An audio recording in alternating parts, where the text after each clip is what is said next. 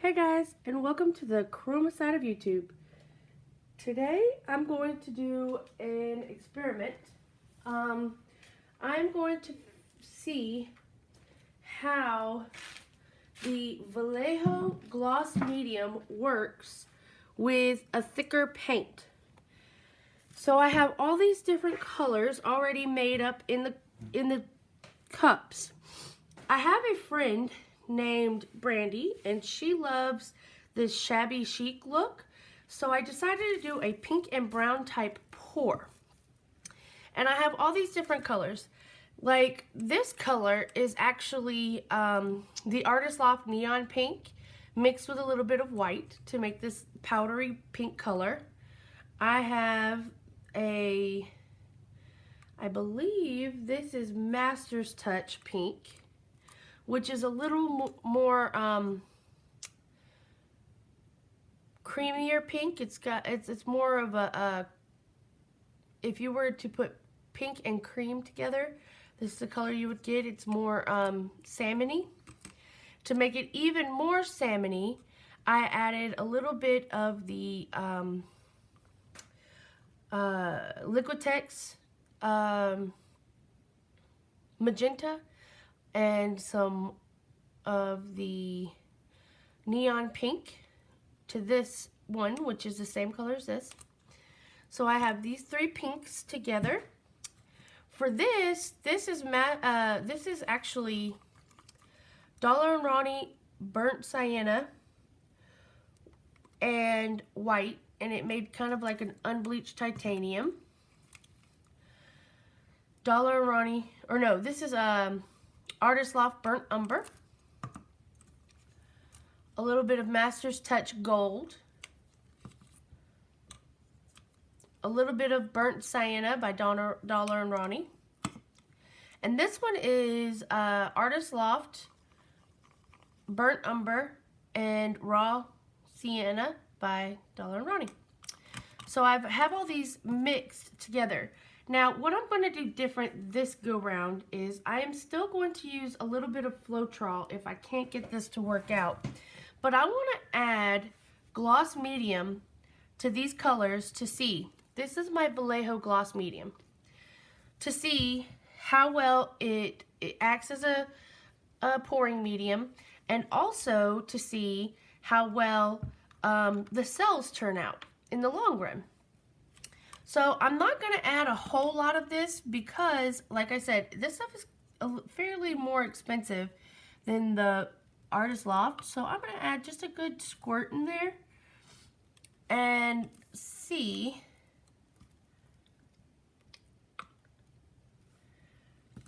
just a bit, just to see if I add this to my mix, how the paint comes out in the long run.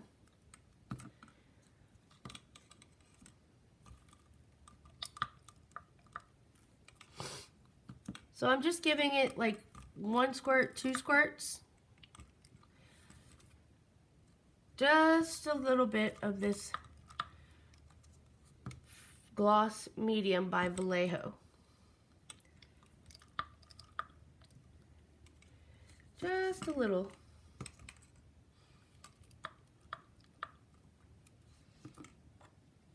Okay. Now I'm going to mix all that up and see where it's at, and then I'm probably going to add some Floetrol to it. Get my Floetrol ready, and let me get my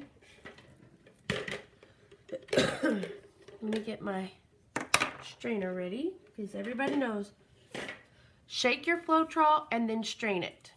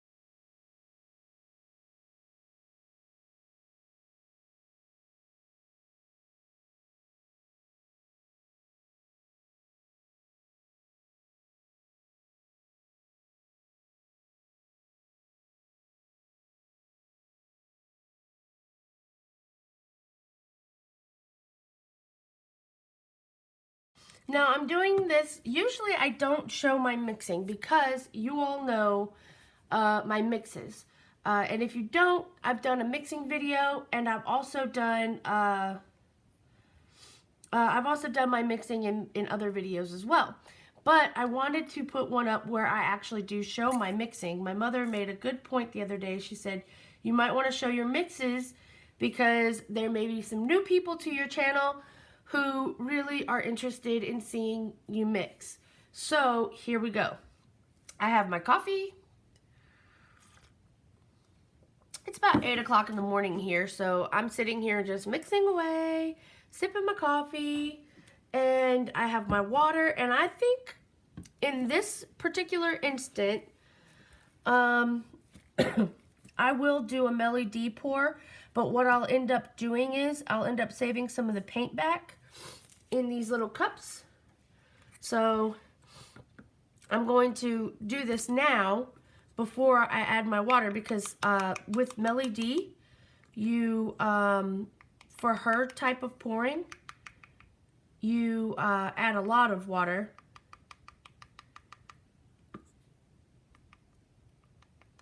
And what I'll do is I'll do a little mini flip cup with these colors. And what I'll end up doing is I'll do like a little mini pour with these colors. And I will do a flip cup to see how they react with my mixes. I've done a pink pour before and it didn't turn out exactly the way I wanted it to. So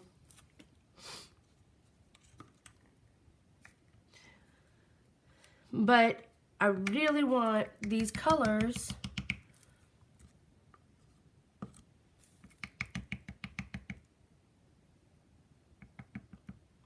if I can get cool Yupos done with these colors out of this particular pour, that'll be cool. But because it, like I said, it's a different type of painting that I'll be doing, or a different type of pouring rather, I do want to save some of this paint, the thicker part of the paint back. So all I'm doing is just scooping some out with my stick and putting it in this little 1 ounce cup. And what I'll end up doing is I'll end up just straining some enough Floetrol to add to those to my normal mix. 1 part paint, 2 parts Floetrol. And then I'll mix it in together and see how fluid it makes it. I think this is going to be a cool color combination, you guys. I think what I'll end up doing is I will end up, you know what, that would be perfect. I think I'm going to end up going ahead and mixing these and showing you the difference between my mix and Melly D's mix. They're a little easier to strain the Floetrol into a smaller one. Shake your Floetrol. Shake, shake, shake. Shake, shake, shake. Shake your Floetrol. So I'm going to go ahead and strain it. And the reason why I got a wider cup thing is because it's easier to strain into the wider cup. And I'm just pouring out enough to put in my little cups here.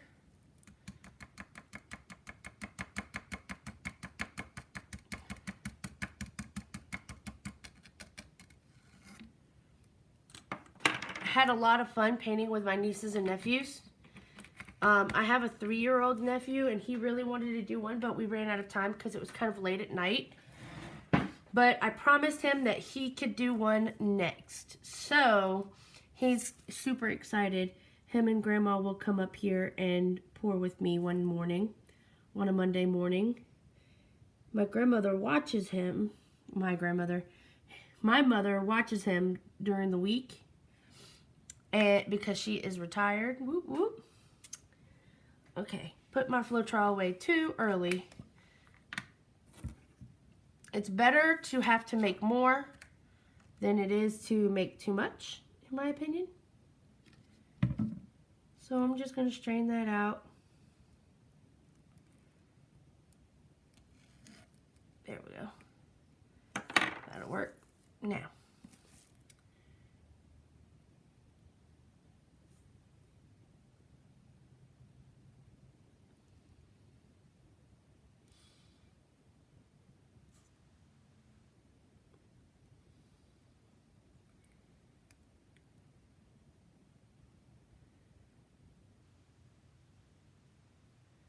Okay.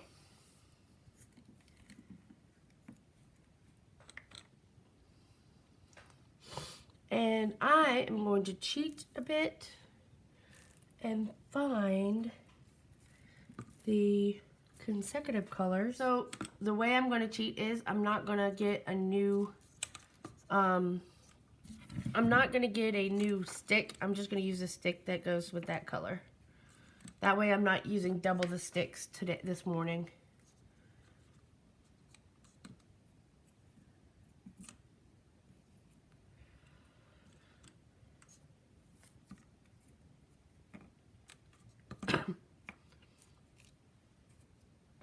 Okay, straining a little bit more. This is how I mix. I sit and I mix and this is just what I do. And I find it really, really relaxing and fun.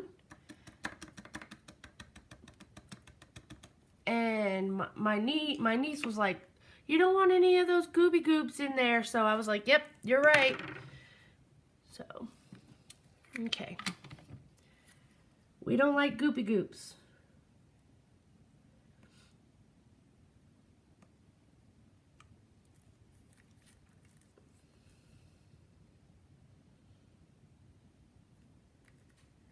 Okay. There we go. Now, I'm just going to mix this up.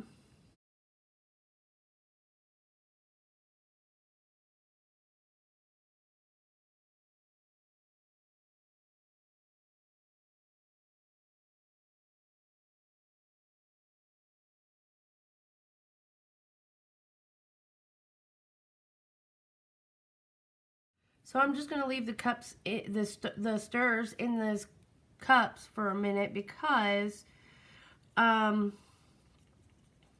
me check and see if you guys are in frame. No, you're not. No.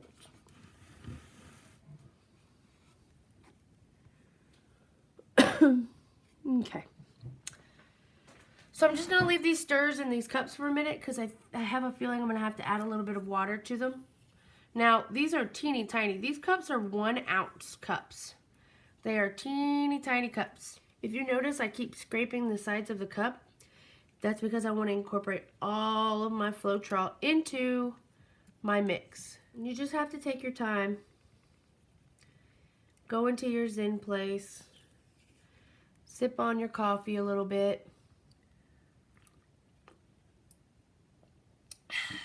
And mix your colors. So this is kind of a fail-safe because I do have someone that I want to make a pendant for, a specific type of pendant. Now I have a fail-safe. I can't not mix a good pendant. What I'm talking about is the overflow. When I have overflow of paint on my table, I always make pendants. I just got a die cut machine so I can make jewelry boxes and just all these different kinds of things with these Yupos that I make. And I know you guys have seen me make Yupos before, and sometimes you turn off the video beforehand, sometimes you don't, but I really enjoy making the Yupos because there's endless possibilities as to what you can make out of it later. If you guys have any questions or comments in the bottom, questions or comments about what I do with my paint afterward, you're more than welcome to ask and comment. I love it when you guys comment. It makes me feel like, oh wow, someone really is watching my videos. Even though I know you guys are watching my videos. But yeah, please feel free to comment anytime. So 1 part paint, 2 parts Floetrol is usually my mix. However, in this particular mix, there is a little bit of gloss medium. So I'm just scraping the sides. And you guys can't really tell because I'm filming you guys from up high, but I also scrape the bottom a lot.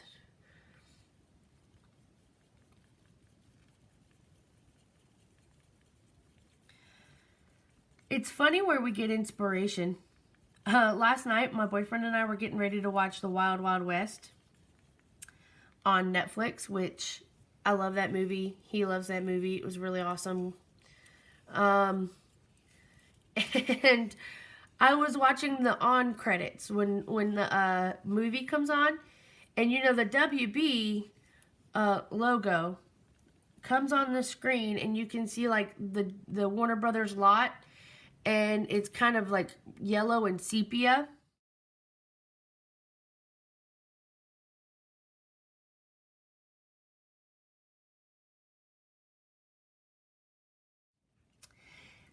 And he had paused it because my mother had called just before the movie started. And he had paused it right on this one spot. And I was like, baby, let me take a picture of that. That would be an awesome pour. So I kind of want to do like a faux sepia pour, you know? Like, I have the picture on my phone. I'll show you guys. It's more colors like this. And brown and just yellow, and so I really want to do what I call a sepia pour. So I did take pictures of the TV screen. And I will be attempting that one soon. Whew, that's a lot of water. Find a likeness in color and pour a little bit of that water in there.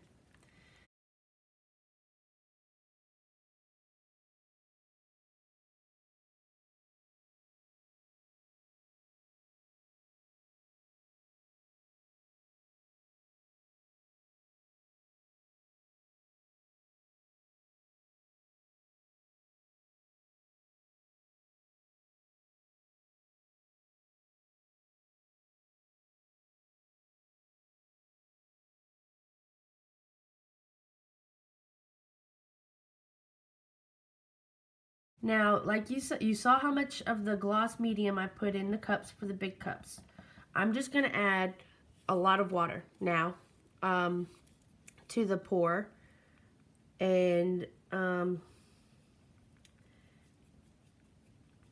the difference between my style of pouring and Melly D Artist's style of pouring is, number one, she does not use any torch, and she does not use any oil. She doesn't use any silicone oil, no dimethicone. She just doesn't. So she is. She adds a polymer binder like Liquitex pouring medium, and she adds a lot of water. So that's what makes her style so different from my style. Move these guys that are already mixed out of the way. And I do eyeball my colors. I so eyeball this. I don't measure. I just eyeball it. Once you get the hang of it, then you'll know how much to put in the cup. Now, see, this is an Artist Loft mixed color. It's got Artist Loft white and Artist Loft hot pink or neon pink. And it is really flowy already. So I'm not going to add water to that one yet. But I'm going to put it on the end down on my row of colors. Because, excuse me, because it may thicken up while it's sitting and while I'm doing the other pour.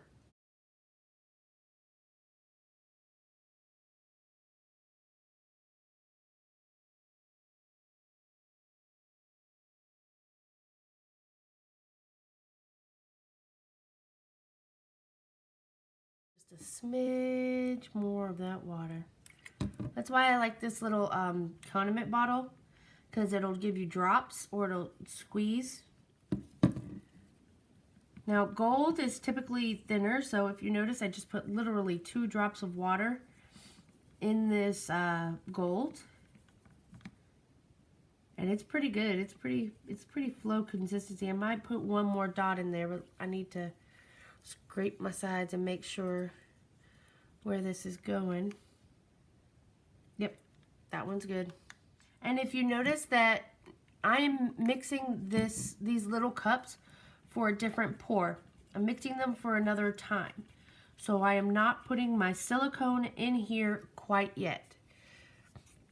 Because all the silicone will do is float to the top. And I want that silicone to be nice and fresh when I go to pour these colors. So I'm just gonna leave the silicone out till right before I pour. So there is that. Now, I have my water, I have my 8 colors. I'm done with my Floetrol. Close that up, put that away. Done with my mix cup thingy. Put that away. Don't need this guy yet.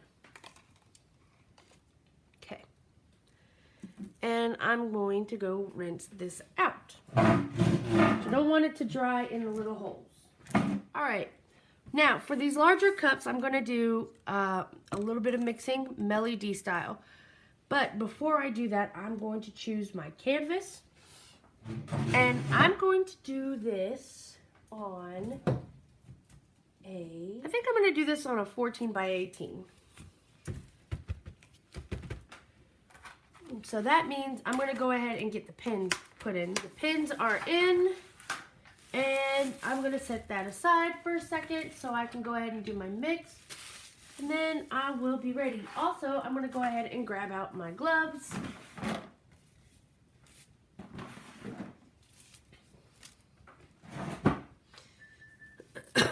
So I have my little cups mixed.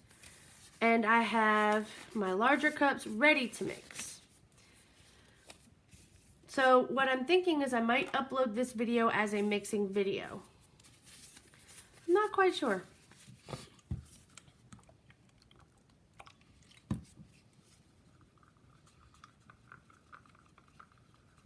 So don't do what I just did because I accidentally just put a lot of water in there that I didn't want to. You always want to gradually add the water in so that you can mix it and make it smooth before you add your next batch of water in.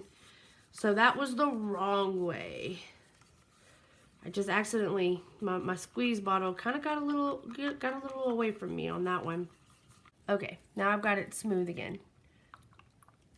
Add a little more. I'm actually going to add a lot. Like, it's going to be drippy. So I'm just adding water. So I will let you know how much water. Okay, so let me see. Right now, with just the paint and that 2 squirts of pouring medium, let me see if I can find. I've been looking for those. They were right there in the drawer. Okay, let's see. All right, I got a Sharpie right here. So I'll tell you where I'm at. So right now, the amount of paint, let's go with this one. The amount of paint is about here.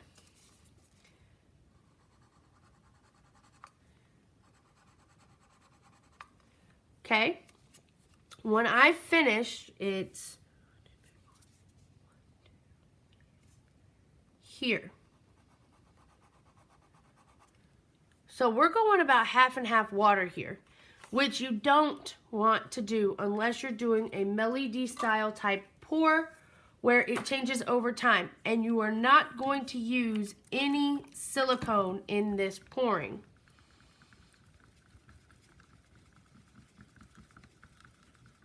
You do have to use, however, a medium, which I chose. Usually I use the Liquitex pouring medium because it kind of binds your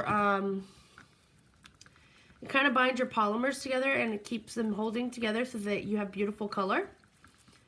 But this time I'm going to experiment and see if it does some changing with the Vallejo pouring medium. This is why we don't add a lot of water at a time. Do you see how clumpy that is?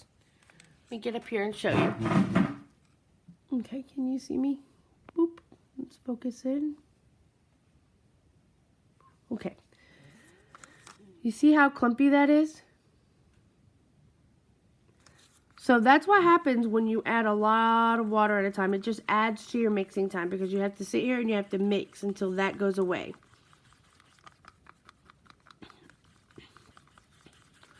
So you never want to add a lot of water at the same time. I've been doing that to these last 3 paints to show you why. And this one was the first one that did it. So it will happen. Okay, now I've mixed it till smooth. And it's actually perfect pouring consistency. Okay. Just a little squirt of water is all you need to get this started.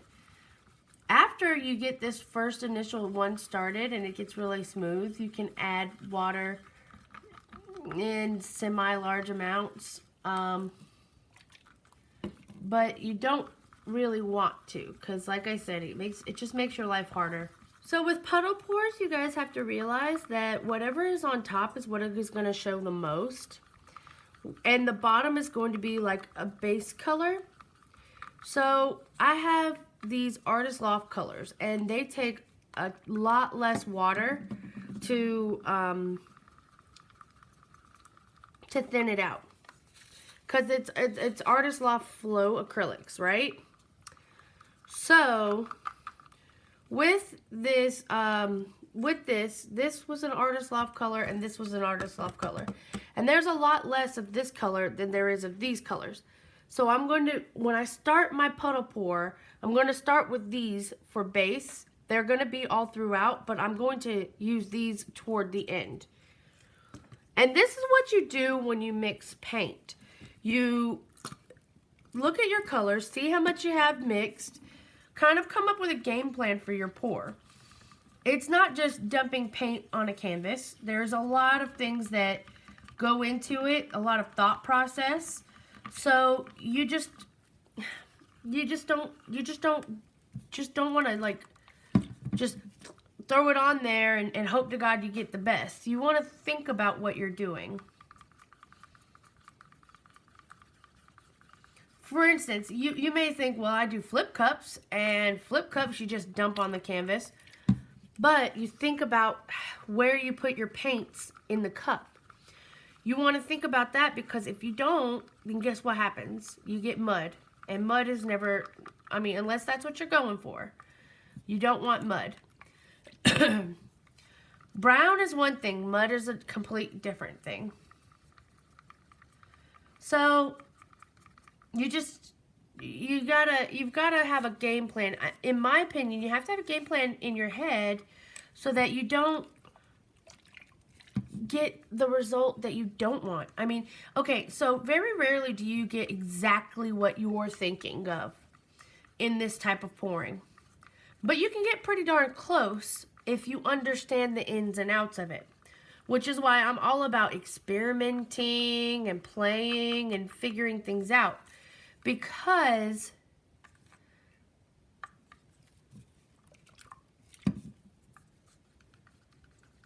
you just don't want to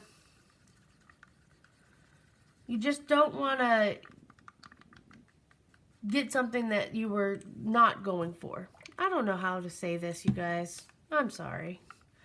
All I'm saying is think about what you want to do before you do it. This is my thought process when I'm mixing my paints. I think about how much paint gets mixed up in the cup. Where I'm going to put that color in the pour. How much of that color do I really want in my pour? Why did I mix these colors? What color is going to look best next to what color? These are the things I think about. I love this dark color, and I'm kind of hoping that it mixes up really nicely and I get enough of it to put over here on this side, not on this side. Because I really want it a lot in the picture to contrast a lot of these light colors that I have. Although I'm super excited about the gold too, because that gold is going to be banging in this picture. Have any of you started your Christmas shopping yet? Or your Christmas making?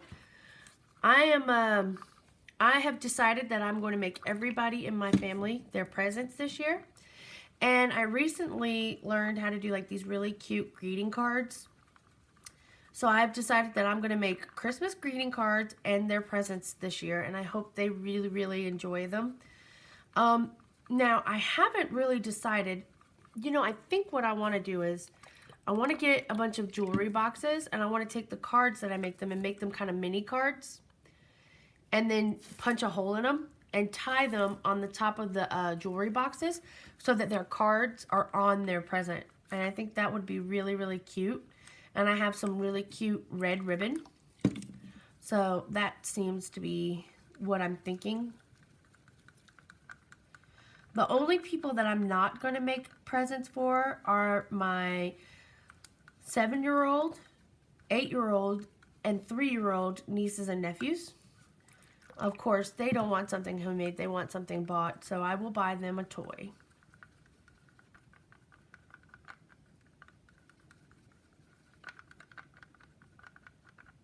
And of course, a friend of mine just had a baby. So I'll probably be buying the baby, like, I don't know, some onesies or something.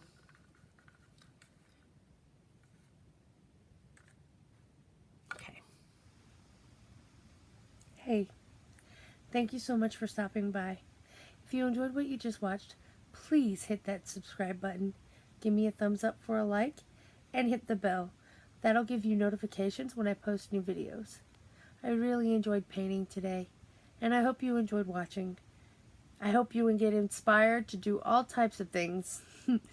Have a wonderful day. Bye-bye, y'all.